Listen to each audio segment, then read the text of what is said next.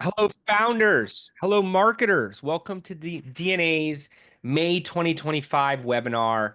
Grow with your crowd, scale with their support. The crowd is arguably the most valuable part of a regulated investment crowdfunding campaign. I could say the same thing about the audience for any initiative at that, B2B, B2C, you name it. We can talk about it. Joined here by Jazz Parker. You may recognize him from his content on LinkedIn.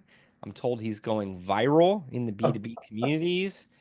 I thought, viral, that's a big word, but I'm told it's true. So, Jazz, you're speaking to, a high volume, hundreds, thousands of issuers at this point. Yep. You're going to be bringing those notes to the discussion today, huh? Yeah. Well, first, I want to just say the viral, every time I get another 5 to 10 likes, I'm getting close to that viral moment. So, but Those are no, the metrics. Those are the numbers. We've heard it. It's been established here on the webinar. but excited to talk today.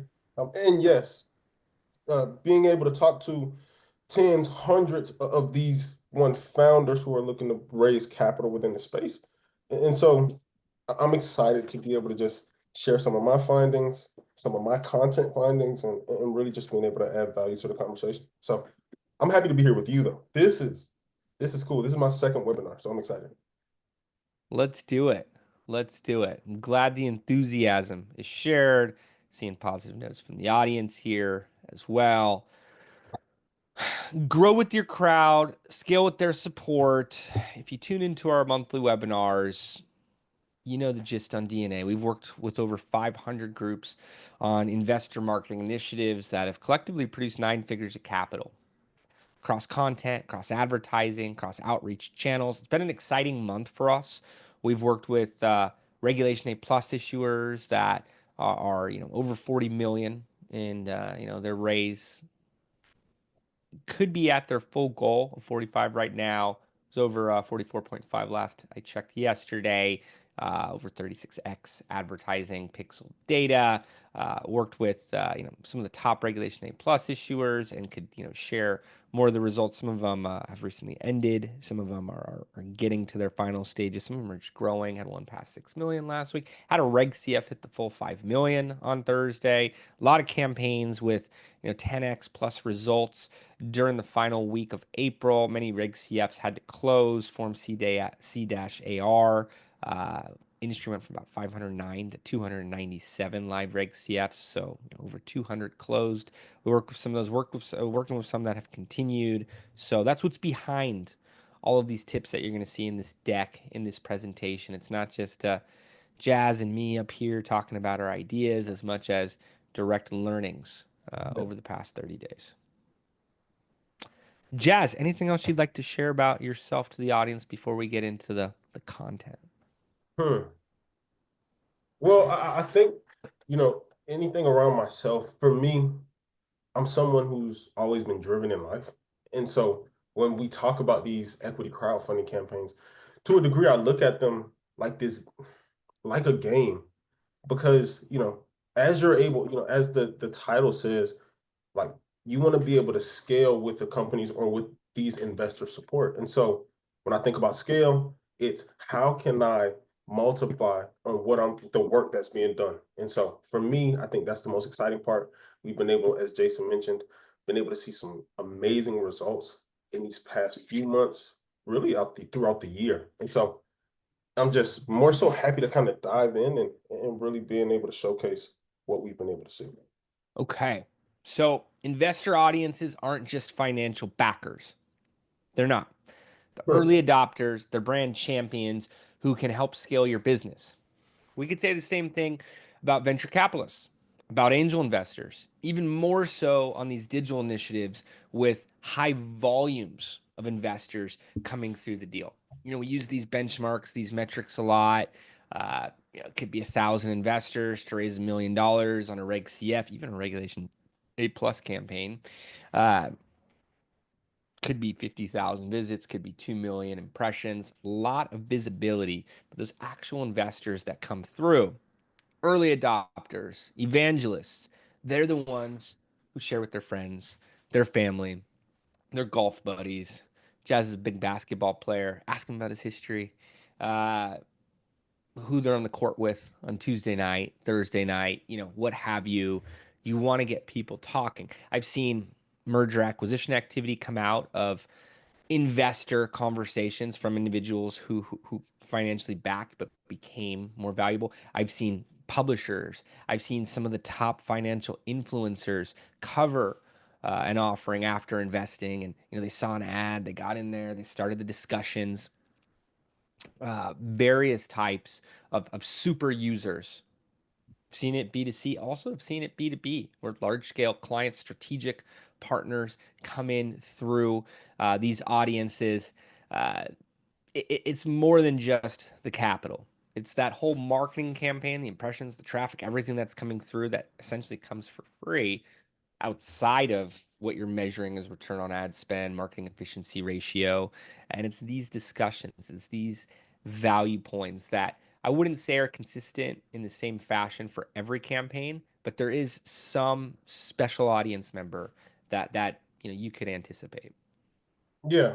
And just to add to that point, like the idea that you get somebody to literally give you money to go towards your business, towards your like the thing that you're building, and to just look at them or utilize them as this monetary resource. I think it's kind of, if I'm an investor, I would feel a bit cheapened, right? Like I want to know, oh, can I have a say on, maybe it's not the next product, but like, can I give my ideas? Can I give my feedback because I've already invested in you monetarily? Like you already have me as a customer. I'm already an investor. And so why stop communicating with me on this raise? Like, why not keep me in the loop? Like I can be able to be a resource, and these investors are looked at as a resource for you guys. And so I think more people need to really look at it for what it is. You have 1,000 people who say, no, I love this campaign. I love this product. And so I would keep them warm throughout it. I've seen investors offended at the Really? VC level that the founder's not bringing them in more. It's not the case with equity crowdfunding. I mean, SPV, all the investors on one line of the cap table. Uh, you don't have to give them a voice, but as is saying, find the right forums, the right platforms for you Right. to allow them to feel more involved. And likely you'll see them share. You'll see more investors come through as a result, beyond just listening to their ideas. And likely there's something in there for you. So, the most successful campaigns become long term movements, not just short term raises.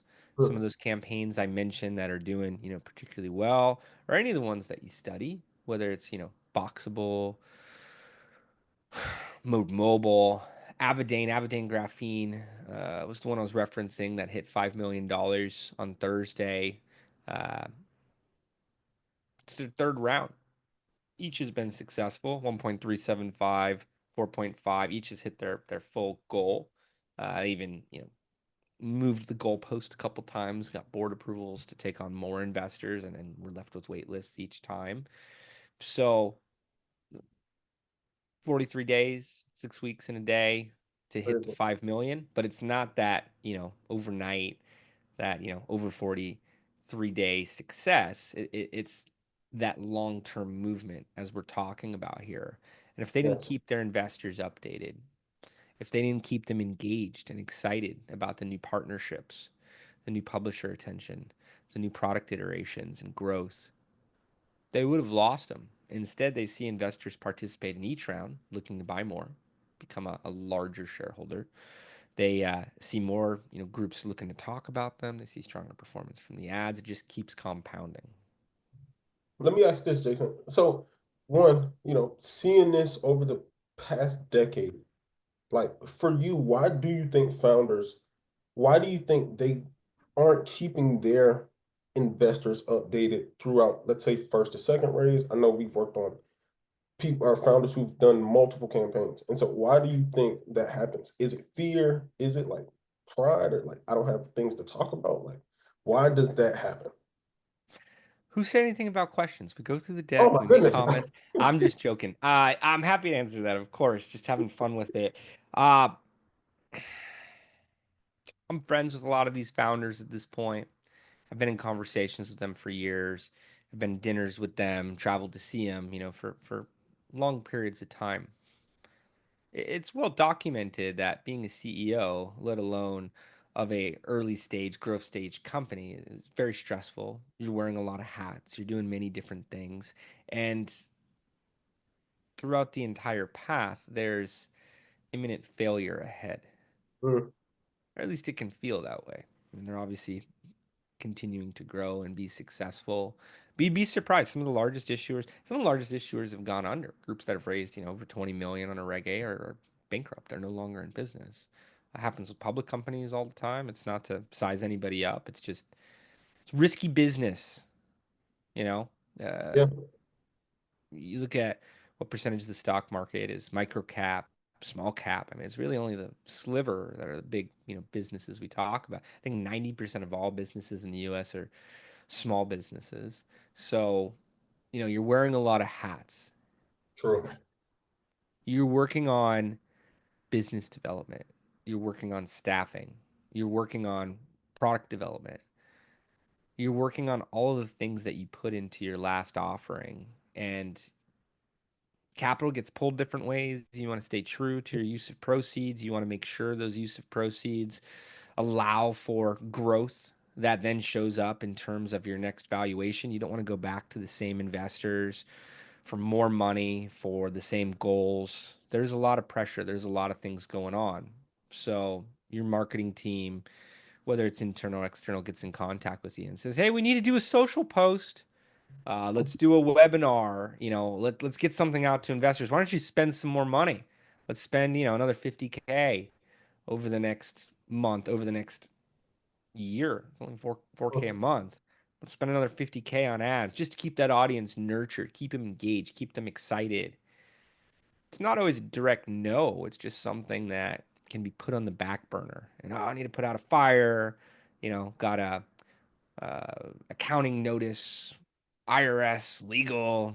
Got a, Yep. a partner upset, internal, external. Got a client we need to get a hold of. Manufacturing's an issue right now.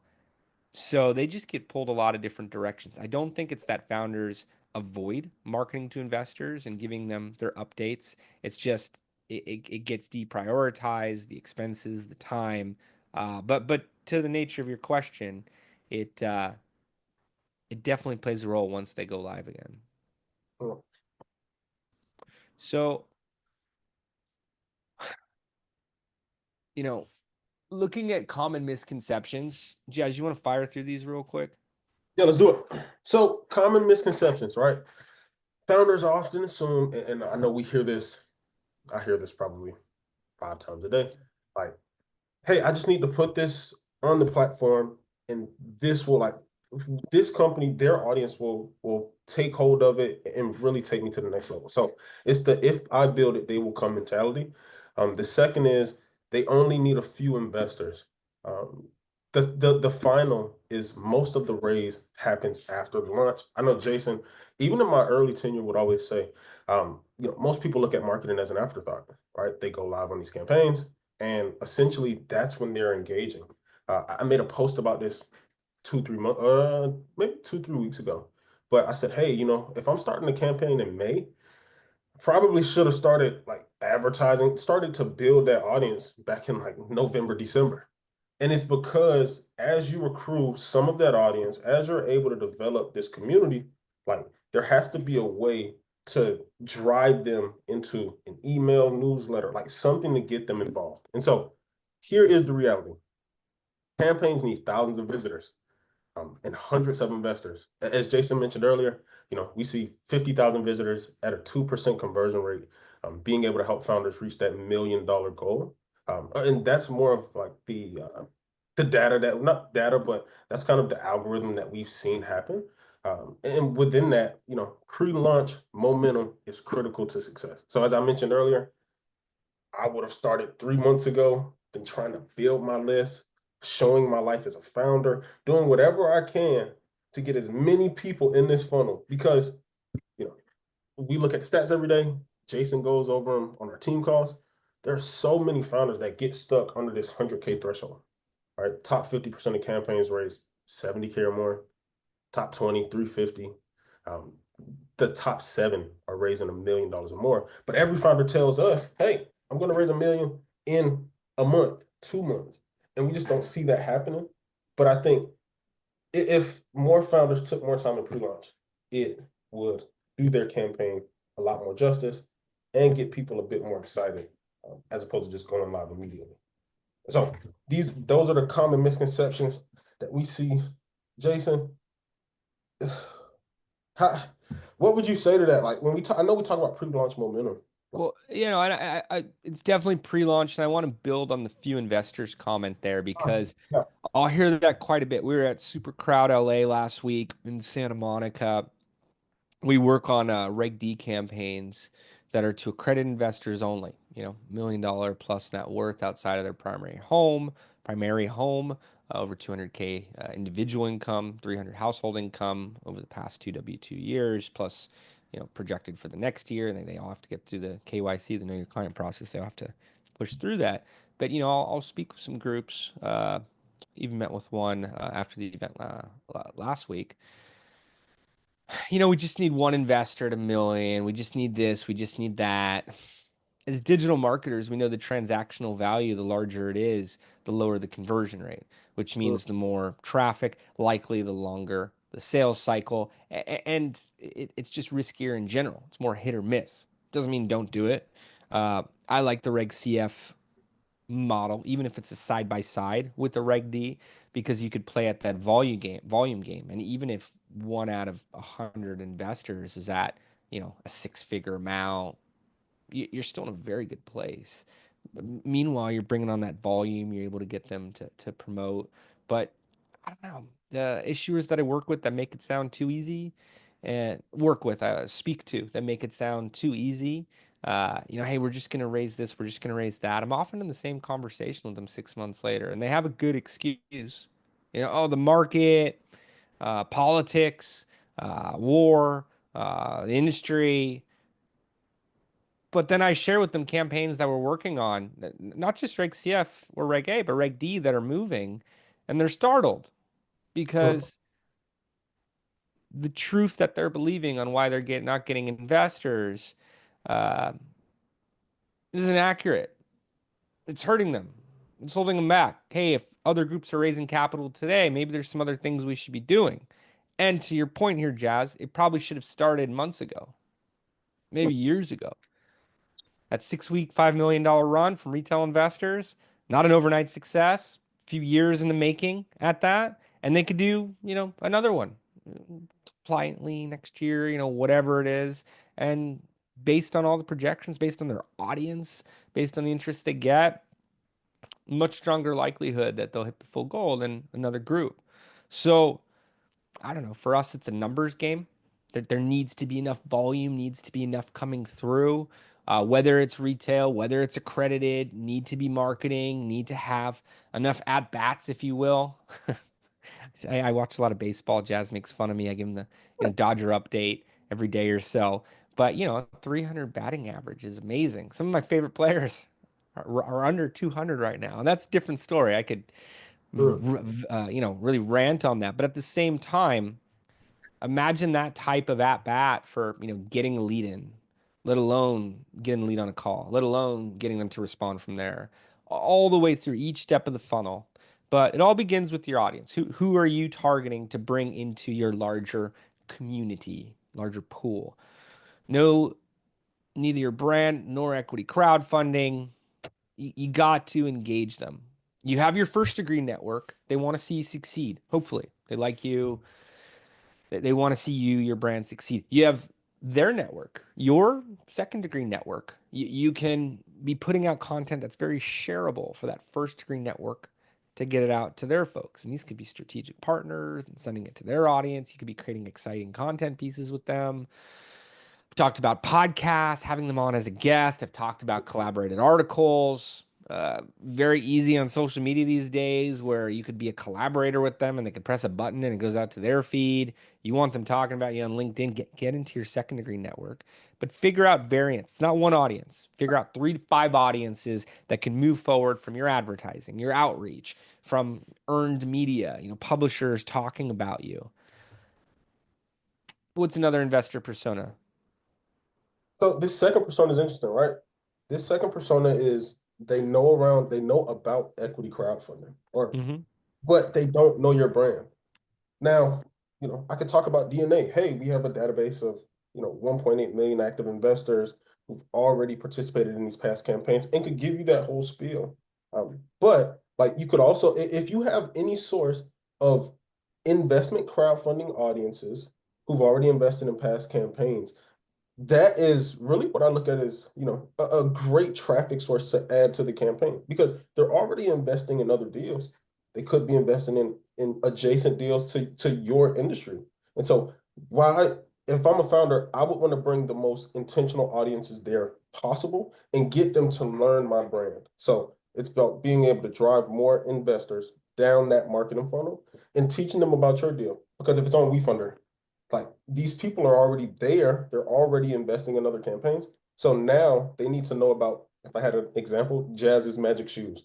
So they need to see Jazz's Magic Shoes. I want to be able to walk them through that through my socials and really being able to capture their hearts, like getting them really excited about what I'm doing, right? Because they already have these profiles. So that's how I look at this second investor persona. Hmm. And we have historical equity crowdfunding audiences, regulated investment crowdfunding, Reg CF, Reg D, 506C, allowing for solicitation, and Regulation A plus. We could talk about the same thing for microcap Mm-hmm. publicly traded companies. They know the space, but not your offering. So if you're not seeing the perfect wording for your audience, just want to mention that knows your brand, but not equity crowdfunding. So doesn't matter the vertical, whether you're a brewery, uh, you know, medical device company, could be an AI platform, tunnel boring company, you name it. They know your brand. B2B in the industry, consumer have bought your product. Maybe they're a big fan.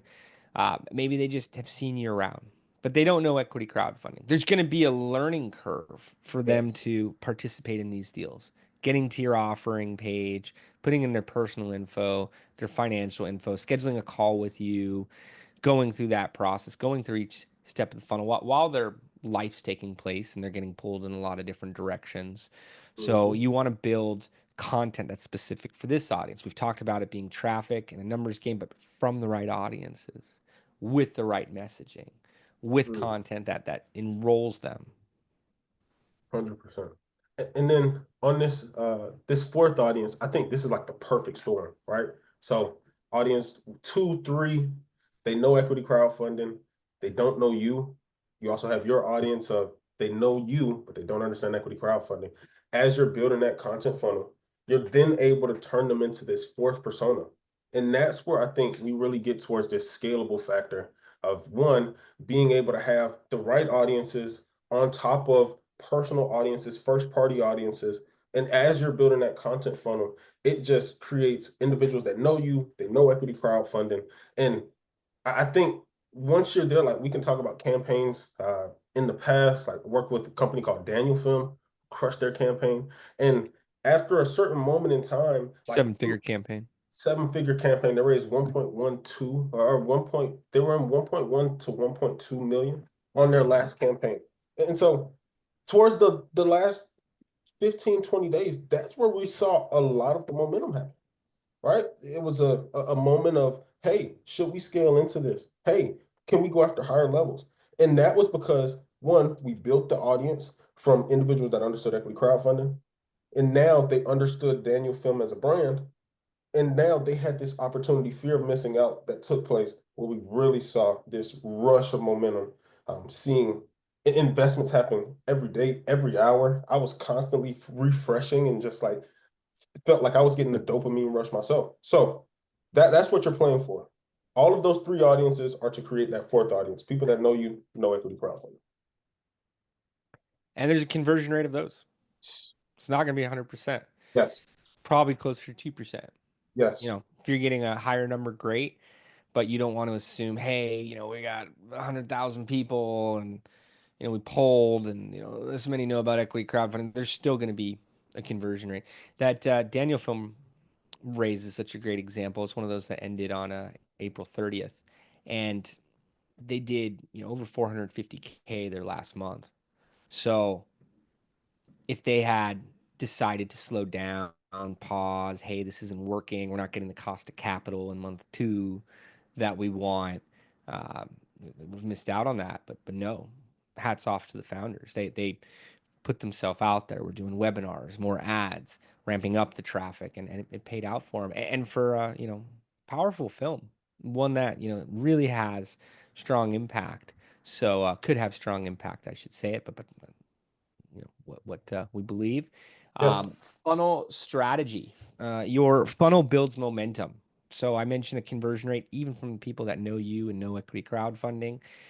The funnel, it takes audiences from awareness at the top. Picture a, upside down triangle pyramid.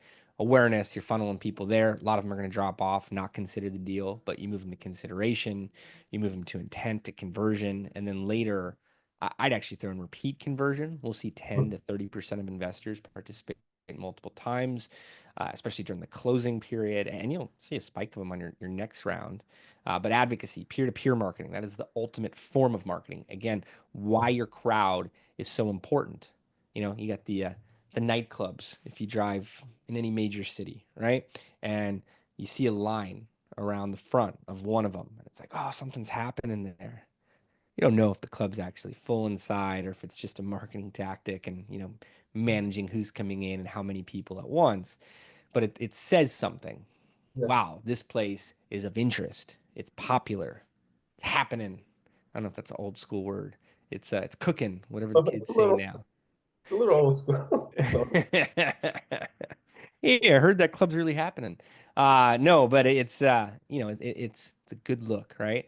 So you want the same thing happening around your brand and in between rounds, and the larger an audience, the more engaged they are, the more a group could raise, the more successful their marketing campaigns as a whole will be. So why we're doing this webinar, really to emphasize that each stage of your funnel needs tailored content that nudges people towards the next stage. Don't assume because they're intending to invest, they physically told you, hey, we're going to invest, that they're going to. There'll still be a drop off rate of that. so the activating your inner circle, man, this is one that, I think we spend a lot of time on, especially with founders aren't live. But just reading off the deck here, your first degree network sets the tone. We talk about this. We have these conversations so much, they've been like solidified in my brain. And so the first 100K is the biggest uphill battle, right? These are people they're investing in you. So that example I gave, Jazz's Magic Shoes, they're investing in Jazz, right? They want to see me grow. And so Good just these branding. oh, do you believe in my idea, Jason? No, just messing. But Yes. okay. Invite them to invest, right? I think a lot of founders are like, oh, I don't want to bug friends and family. I don't want to bother them.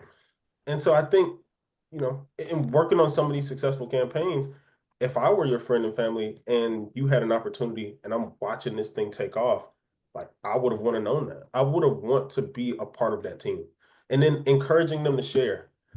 I know this isn't easy as a founder, but if we can get that first party audience to be able to spread the news for you, spread the message, it helps. Getting them to show up, and then early supporters attract more interest. They just do. In regards to these early supporters, like these are people, as I mentioned earlier, they're advocates for the brand, they're advocates for the founder. And so it comes from a different place than someone who found something online and is sharing it. But like somebody who I'm personally connected with, I'll be able to push their brand a bit more because I know the person behind it and I know he's the guy for the job. And so I think that's important. Um, Too many people avoid it. I don't fully understand why. yeah. Social proof wins. People don't believe what they see online. The more third party validation, the better. You need third party validation. If it's in the form of investors and capital raised, that's ideal. But chicken before the egg in many cases, buzz on social media. Who's talking about you? If we search your brand, how many people are tagging back? Are they influencers? Are Mhm. they customers? Are they saying positive things?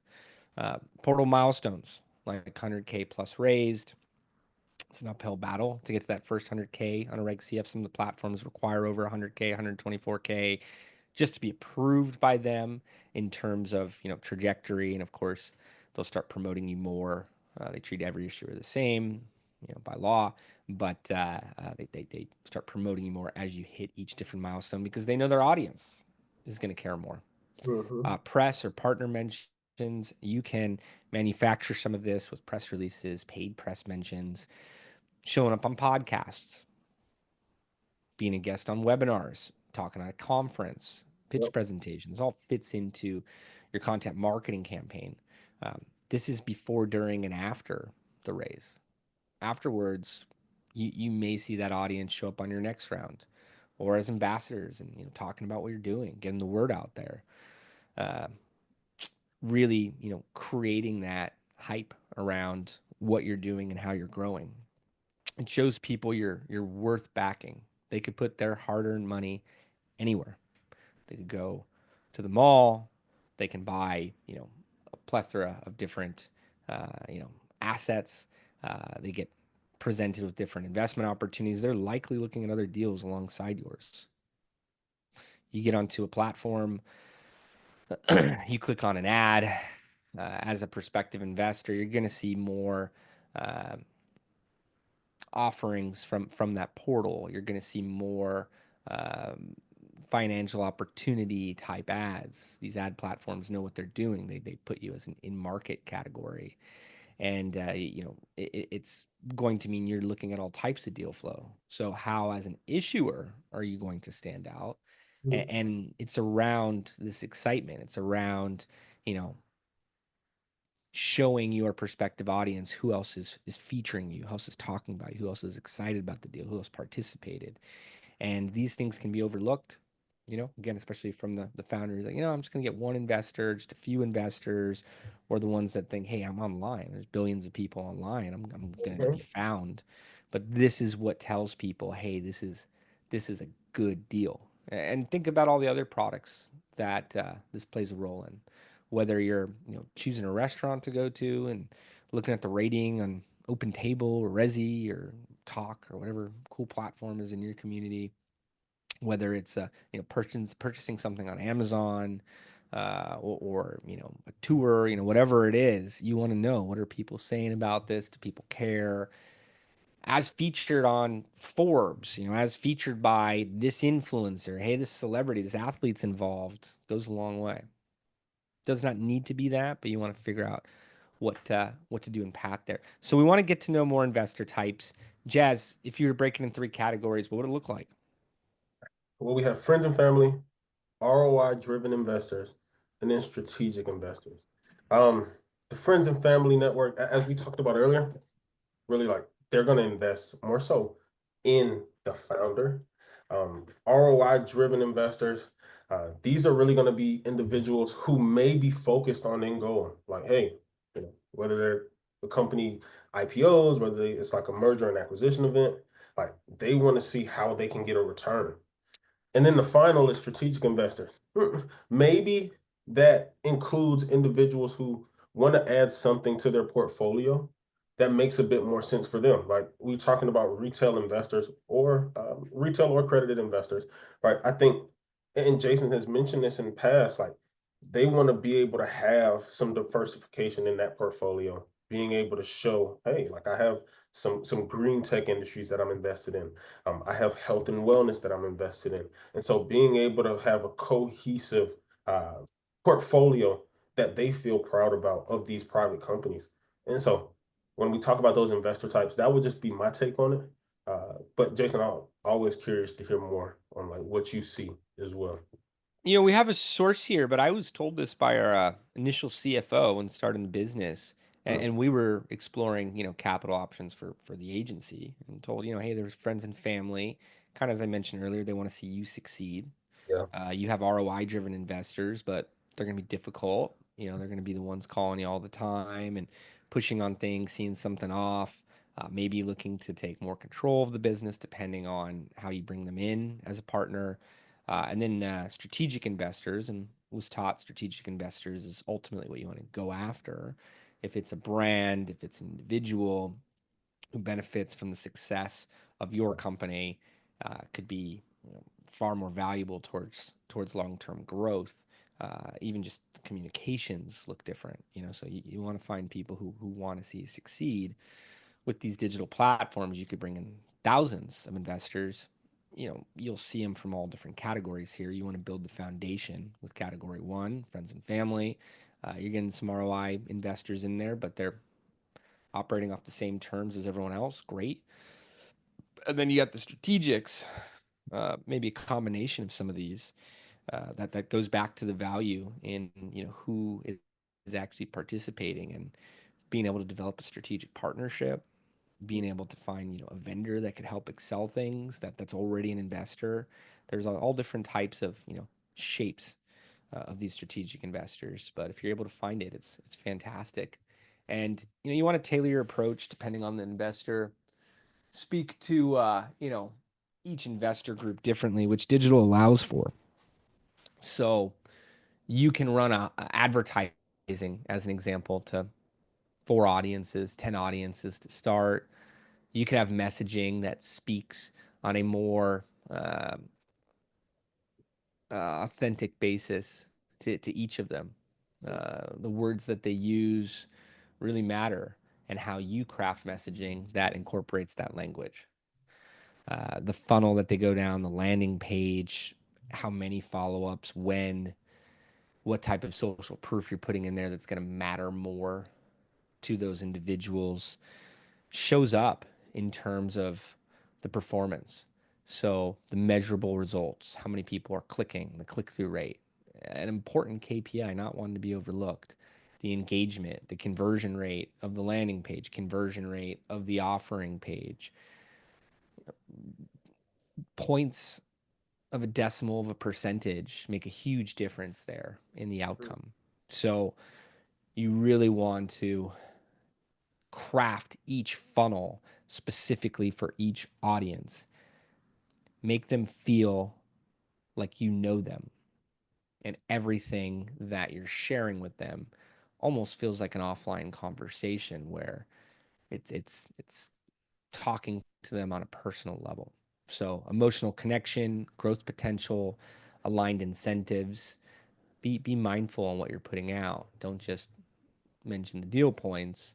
You know, there's tombstone information, and there's marketing copy that you can write, and make sure if you're using marketing copy, you're actually leveraging it. 100%. The paid media is fuel. Um, Being able to, well, one, advertising only works when there's fuel to the fire. So launching with momentum, not with ads alone, extremely important. Scale based on performance data, being able to retarget warm leads and use paid to boost urgency and credibility. I wanted to focus on that first point. Launching with momentum, not with ads alone. So friends, family, that's going to be important. We always talk about the content in itself, right? Being able to help with a better conversion rate on advertising. And so when we talk about this momentum, yes, first party networks, 100%. But being able to add the content funnel or having enough traffic and being sourced through this content funnel, it makes the difference for these campaigns. And so as I've heard, some of my teachers in the past over at the team in DNA, like we can drive the best traffic to an offering page through the socials, right?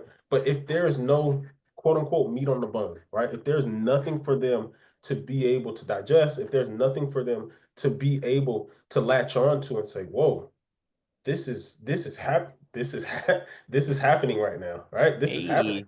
Hey, But if there's nothing for them to be able to latch onto, then it's just as if I'm driving them through a whole field bucket, right? People are going in, falling out. And so you want to be able to add momentum, like if you have 200K raised, if you have some content posts that make people excited, it adds it adds all the more to your campaign, and it really uses paid media as this fuel source as opposed to just something that's burning cash out of your pocket. And so we want to be able to light fires on these campaigns, but you need this content funnel to be able to do it.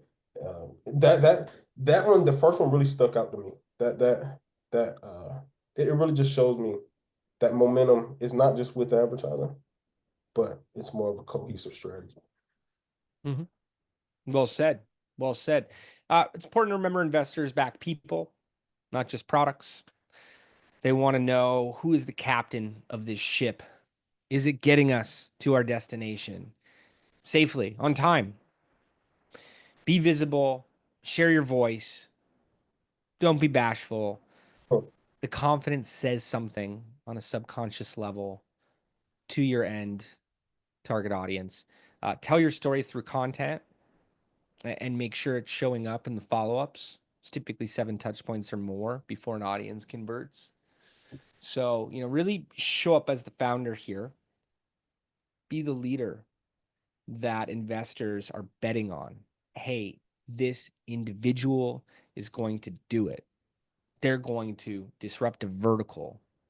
They're going to take on more market share. They're going to grow as a company locally, globally.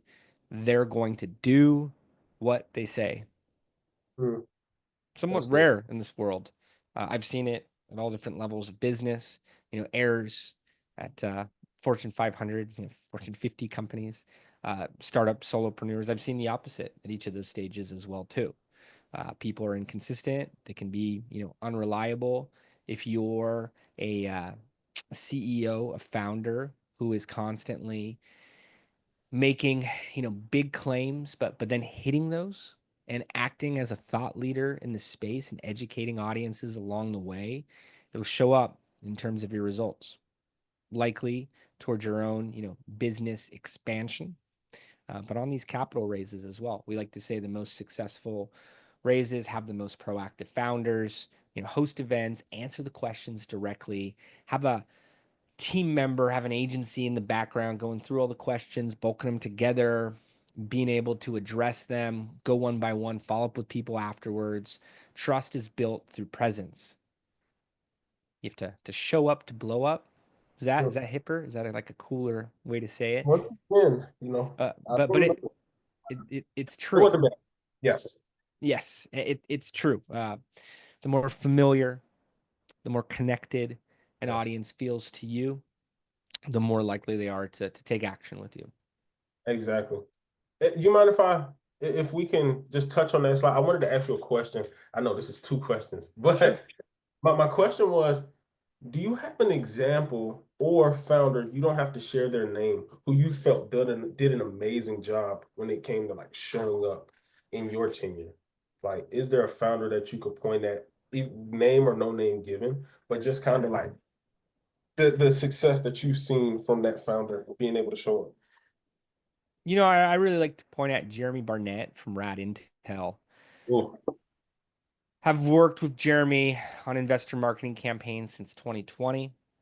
Uh, have worked in the product a bit with them as well too before that, and they have an influencer network syndicated ad platform that oh, turned into an AI influencer platform, allowing you to get in front of the right audiences at the right time through the right people and building off existing trust. So, as a marketer, it's something I really respect, but that technology resonates with me because what I do on a day to day basis. Jeremy, uh, he's done an amazing job at putting himself out there, takes time out of his week, you know, aside from working with these major brands to hop on group calls, answer all investor questions, speak to them on an individual level, invites, communications around that with his team to speak further and in more detail. Anytime I open up my social media feed, I see ads of, him hopping around. He's been featured by virtually all the major publishers, talks at events, microcap events, equity crowdfunding events, startup events, ad tech events across the board. He could just say, "Hey, I have a successful business, and my team is, doing a lot to raise capital." But because he, gets his face out there, people invest in Jeremy.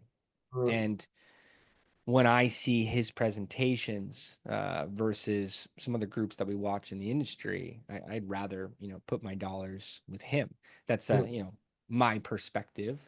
That's not investment advice or anything like that. But it's a great example. Um, I know him personally. Maybe it's unfair. I could tell you he's a better CEO than he is a golfer. Oh, And he'd laugh if he was hearing that. Maybe I'll send him this clip. But you get the idea. He's yeah. a Acting. textbook example, a poster boy for Regulation A plus at that. And we'll have, in my opinion, one of the best Regulation A plus raises this year. So it shows up in result. It's not just my opinion. Wow. That's good. Hmm. That's good. Every week he's contacting us with new interviews he did. Hey, I was at the New York Stock Exchange this week. Hey, I got interviewed by this major financial influencer. Let's take clips from that. Let's put it into ads. We run those ads. We see a strong return, but it's all just getting the word out there more on his behalf. So good. Here we go. Spot and support advocates. So really just looking for signs of advocacy, right? And being able to lean into those things. So when you see larger investments, you're seeing active engagement, being able to have repeat interactions, as well as event participation. I think these are some of the things, some of the tail signs that could allow for you to build on that relationship and on that connection. And so I know there's been times in past campaigns where, you know, founders will thank the people that have invested and then been able to get higher investment amounts. Like being able to hop on the line and, as Jason was saying, interacting with the audiences, answering investors' questions. I think, as someone who is preparing to dive into his private investing, like for me, like that's something that will make me feel good as an investor, right? And I think that makes the audiences feel good as well. Like this founder isn't so far disconnected from me to where if I'm able to invest more into this campaign, right, I'm always investing, or excuse me, looking at like how am I engaging with this campaign. I'm doing repeat interactions. Like these things make a difference. It shows I'm not just someone who placed his money there. No, I care. And so if you're able to take care of me as an investor by maybe answering my questions, like who's to say I wouldn't invest more? We've had countless of times where someone will invest early in the campaign, minimum is $100, and then could tell you stories around that same Daniel film or others where we've seen tens, hundreds of thousands being invested in the webinar. But that's because they were able to answer questions. They were able to really like walk their investors through this process and have more of a holistic approach and really just trying to take care of the people who they want to be a part of the team. And so I think that's extremely important. And when you see these signs of advocacy, it's time to lean in. Like, don't just, if someone invests 10 grand into my campaign of Jazz's Magic Shoes, I'll bring up again. Um, like, I want to reach out to that person. I want to hop on a call. Like, these are things that people don't have to do. You're getting someone's hard-earned dollar, right, for your business, your idea, because they believe. And so I think when you see these signs of advocacy, it's extremely important to not just shrug it off. Now, you want to empower supporters to amplify your message. So that advocacy, it can be put on a stage by you. Yeah. You can feature testimonials and likely stimulate more. You could run referral campaigns, different for investments and compensation, things along those lines, but you can run referral campaigns, featuring strategic partners as a result. As an example, webinar co-hosts.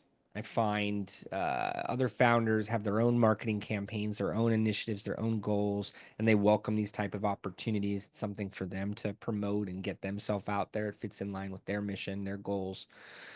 Community shout outs, tagging, kind of puts them on the hook to respond. And then once they do, it fits into the algorithm where their followers, their audience, depending on the platform, is likely to see that content. Could even, do that with multiple different individuals. Best if you check with them first, uh, unless it's just, appraise to that one individual. But if you're putting a few people on there, check with them first so that they know it's coming. And let them spread the word. You really want to do whatever you can to get more of that person to person marketing out there. Momentum dips happen. Here's how to bounce back. If we look at any of our successful campaigns, it is not, a straight arrow. It's there's going to be ups, there's going to be downs, there's going to be slow days, slow weeks, slow months, slow quarters for the capital raise. Do not give up. Uh, there's the beginning, there's the hard middle, there's the end. The end often picks back up in general. There's a fear of missing out. There's immediacy that you're presenting in front of the target audience. You want them to take action. So you can create that throughout the course of your campaign. There's share price increases. There's perks that expire. They're available to everyone, but there's a time clock to them, so you can really put an emphasis around each of those dates. But it's around headline worthy announcements that are showing up on a weekly basis. So you want to be very strategic on how you put that together. Jez, you want to rifle through these real quick? Absolutely. So when we talk about this mid-campaign tactic, sharing behind the scene content is, I think, it's truly gold within the space. A lot of founders, they go into these two modes of building brand, raising capital. And I think if founders could merge the two, showing more of this behind the scenes action of what it's like actually running this company, how you guys are tackling problems and looking towards like a better future and what you guys are aiming. I truly believe that these things allow for people to join the journey and stay for the journey in good times and bad. So I think that's the first. Um, Looking at number two, giving product or team updates. Like I know Jason and some of the team always talk about a company that we worked with in the past and we've done multiple rounds for, Adam Beam. I think that founder, he was amazing at being able to one constantly give the team updates, right? Talking just and even if it's in this POV style of like just showing the team, I think that does wonders because it brings me in on another behind the scenes lens. And so if you're able to then add value by showing some of the team, it just says, oh, this is a real company. Oh, they're actually doing the thing that they said. And so would definitely recommend the product and team updates, just if you have nothing else to talk about. Looking at the third, new perks and stretch goals. When Jason talked about this a bit earlier, but being able to add those perks, I think it gets investors excited. When we look at stretch goals or these things that are on the horizon, it just shows that you're inching closer towards that milestone, being able to really get investors excited, right? Whether it's another like share price or whether it's like this, not closing campaign, but just this next level that you guys are going towards. I think it gets investors excited. That's where you kind of see this fear of missing out happening. And so would always recommend if there's a new perk or stretch goal. Now, the fourth is really keeping the narrative evolving. When we look at like being able to build off these narratives, I think that comes through content, right? Being able to showcase like the things that are happening and not just making it about the raise, like showing, hey, this is about the business. This is the first level of business. This is what we're aiming towards next. Like there's so many founders who do an amazing job and it just feels like the wheel is constantly turning. It doesn't feel like you have a stale moment within the campaign. And so as a founder, if you can get creative with the narrative, and just showing like yes the day in life but showing how or where you came from, showing these new avenues that you're going, like for me, for an investor, it keeps this thing fresh so that of course there are longer parts in the campaign. Jason talked about the hard middle, but I think it keeps that fresh for you guys and allows for you to say, all right, this is an upward moving momentum that's happening. So important to remember each of those and understand that updates, content keeps the relationship, it keeps the fire alive. If I Yes. have a friend that I haven't talked to in 5 years, hey, early 2020, COVID happened, was less social, whatever, someone I saw once a year before that, and suddenly I haven't seen them in 5 years. They're far less likely to feel close, to know what's going on. Even if I just call them once a month, once a quarter, once a year, if I see them in the same duration, they're gonna feel very connected. Hey, I know this person. Uh, if I ask them for anything, which is really presenting an opportunity, something that would be of interest to them, I wouldn't otherwise. They're more likely to act on it. And think about that with your content as well too. It's not all direct response. Yes. Uh, Gary V, would say, you ask for four, you give four pieces of content, ask on the fifth. Mhm. Was it jab, jab, jab, jab, jab, uppercut? When momentum slows, amplifies stories. So showcase others talking about your company, share mission driven messaging, deliver value driven updates instead of repeated asks. Look good in front of them. Yes. It will show up more on your next ask. And post raise isn't post marketing. So stay connected, send regular updates, nurture your backers via email and social, turn them into your best customers and evangelists. The campaign doesn't end on your closing date. Really, that's when you want to calculate the value. Mhm. How much did we raise? What type of marketing, visibility did we get? What type of audience growth occurred? How can we use these new resources? Can we continue running advertising and drive audiences towards different initiatives, different calls to action? Mhm. Can we keep the audience not only interested but excited about what we're doing, so much so that they are the evangelists, they are sharing with their friends, their family, their coworkers, their business network? Hey, you should work with this company. Hey, have you checked this out? It's unbelievable what can occur when people get together, even more so in a crowd. Imagine thousands of investors, tens of thousands of investors. Some of these campaigns we're working on, uh, the needed advantages to be able to get to the next level for that vertical may live directly within your audience. Mhm. Thought leadership content builds trust. I love this topic. And I truly mean that, right? And we'll rifle through these, but sharing founder insights, breaking down market trends, outlining strategic direction. I think, when I look at the space, like there is such an opportunity, right, for a founder to be able to garner more attention by just presenting themselves as a thought leader, right? So whether it is talking about another company or platform. Somebody who I thought did an amazing job on capitalizing on this was Isaac Hayes at Fanbase.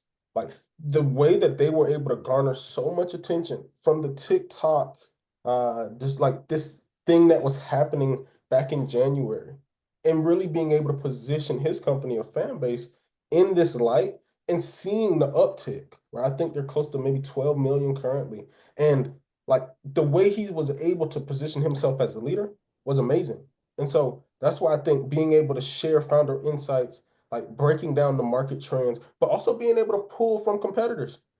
Like, of course, you don't want to be blasphemous or like talk in this negative light, but if there are ways to collect audience from a bigger competitor and get eyes to your deal and then showcase them your product, your process, I believe that it makes all the difference and just gets them in line with what you're building. So I love thought leadership content. I think more founders need to do it.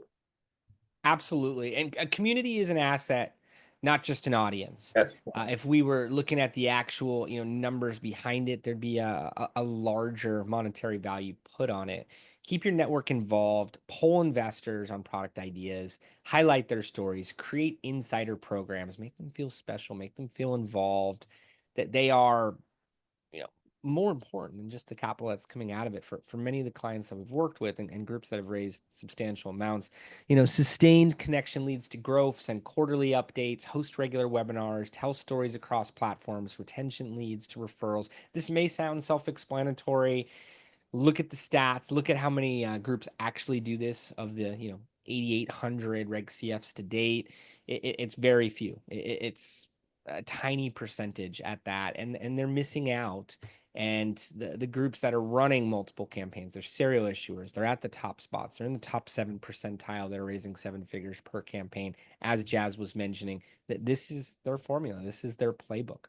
So we're at the top of the hour. Gonna leave you with these key takeaways from today's discussion. If you remember anything about the webinar, remember these points.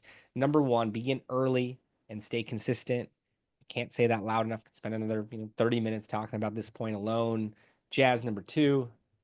Leading with trust, visibility, and value. I think it's one of the more important things that you can do. Like if you're able to build trust early, have this visible factor, and I think visibility and trust they coincide with one another, right? Like I can't trust somebody who I never see, and so from that I can then build value from being present, showing up every day, and I think that's what we want founders to do. Use each funnel stage intentionally.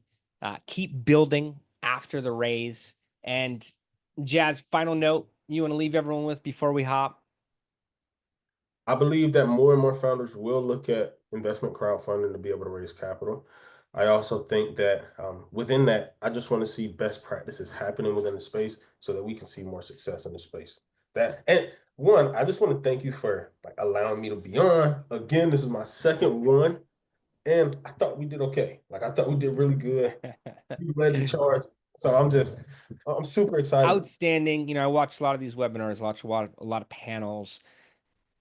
The notes we're putting in here, if you use these as part of your strategy, part of your plan, if you direct your approach, you're going to have a higher raise. That's my approach towards it.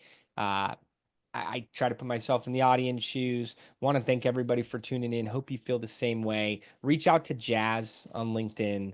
Follow his content there. Feel free to reach out to me. Go through our site. We welcome a warm marketing conversation anytime. We want to see a higher success rate industry wide and for entrepreneurs as a whole. So, any ideas for topics, questions, feel free to reach us directly. And if we don't hear from you, we'll see you on next month's webinar. Thanks again. Thanks, guys. Take care, everyone.